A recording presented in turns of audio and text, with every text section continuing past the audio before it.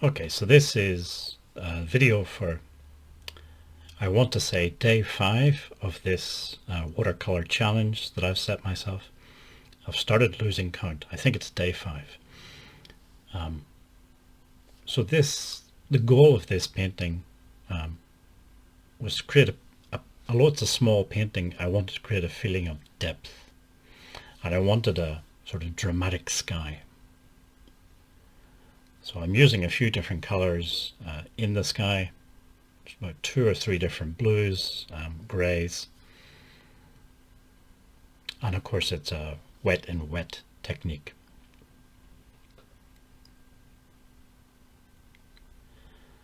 So sort of talking about wet in wet today, well, most days I watch YouTube videos on artists. I love finding out about artists' lives, how they got started, what their career was like, and so on. So today I was watching a video on the artist Bob Ross. So of course Bob Ross, famous maybe as an art teacher. Of course he had a long-running art program on PBS.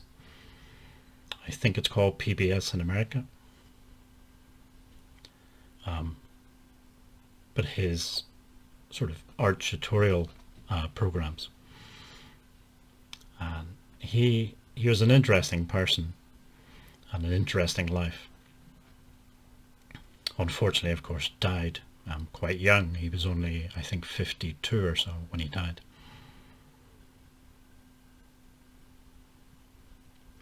But some of the more iconic image of Bob Ross actually came about because he chose to change careers. So he started off, he enlisted in the US Air Force when he was a young man, about 18, and was sent to, I think, Alaska. And he spent quite a bit of his life in the Air Force and got promoted several times. So he got to a point where basically he spent a large part of his day yelling at people. And I think that's why when he left the Air Force, he made a promise to himself that he wouldn't yell at anybody anymore. So maybe that's where the sort of calm, quiet voice came from.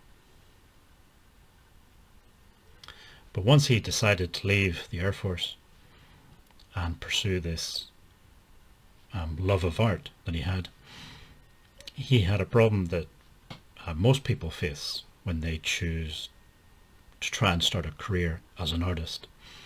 And that problem is money.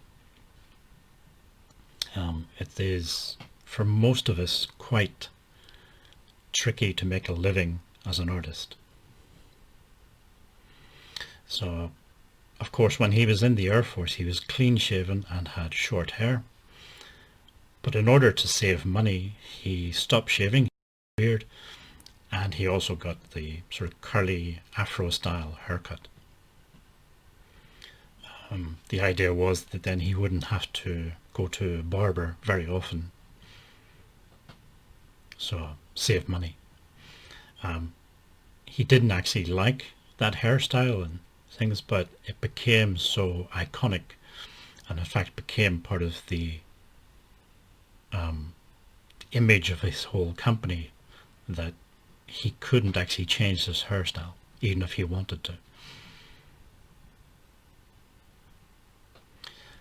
Bob Ross also used a wet in wet sort of technique, but of course he painted with oil paints.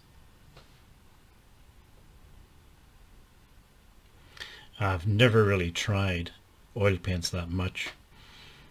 I used acrylic for a while. In fact, I got started into art with cartooning. So I was a teacher. I was teaching English in Japan. I lived there for quite a long time. And I found that being able to draw even simple cartoonish drawings on a whiteboard or a blackboard was actually a very useful skill to have when you're teaching.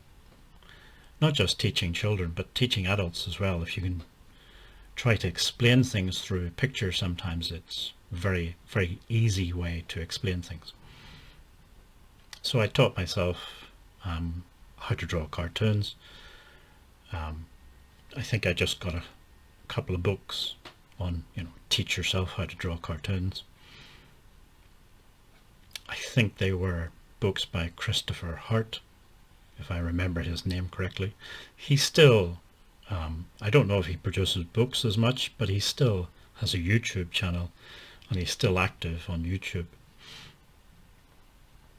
He's a very good cartoonist.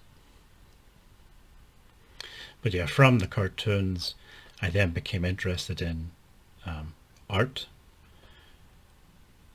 sometimes called fine art, so painting, in other words. And at first I got into using soft pastels. And for a few years I just used the soft pastels. They have some advantages and some disadvantages. Part of the reason I never got into oil paint was living in Japan. I lived in a very, very small apartment.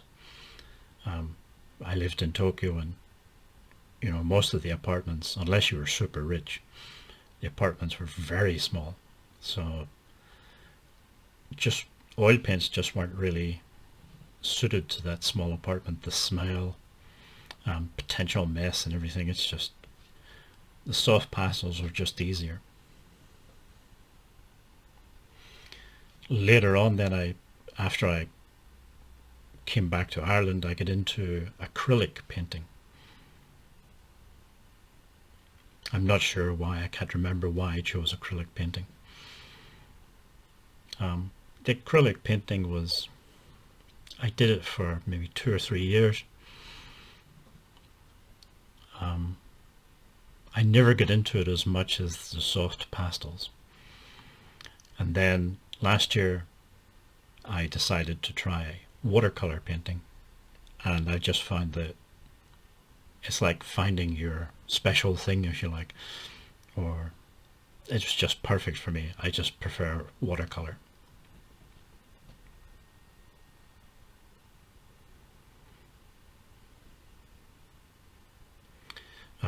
Some other things about Bob Ross. There's a website called 538 that deals with data analysis, that type of thing, and they have lots of stats on Bob Ross. So, for example, 98% of his paintings had trees, but only 44% of his paintings had clouds. And clouds is one of the things that we associate with Bob Ross sometimes, talking about happy little clouds. But actually less than half of his paintings actually had clouds. In total, on his TV series, he did about 381 paintings or episodes. But only one of his paintings had a human figure. He was a landscape painter, and he just didn't really do human figures at all. Only one of his paintings had. It was a cowboy resting against a tree or something. And it was basically just a silhouette. Sometimes happens that some artists just prefer, they like doing figures or they don't. So if you look at early paintings by Monet and Renoir, when they often went out together and painted, Renoir's paintings focus quite heavily on figures, whereas the figures in Monet's paintings were just little stick figures almost. Okay, so this is a scan of the final painting. Like I said, the goal was to create this sort of feeling of depth and space and a dramatic sky. Okay, so if you'd like to subscribe, you can click on the big red button just below, and I hope to see you in the next video.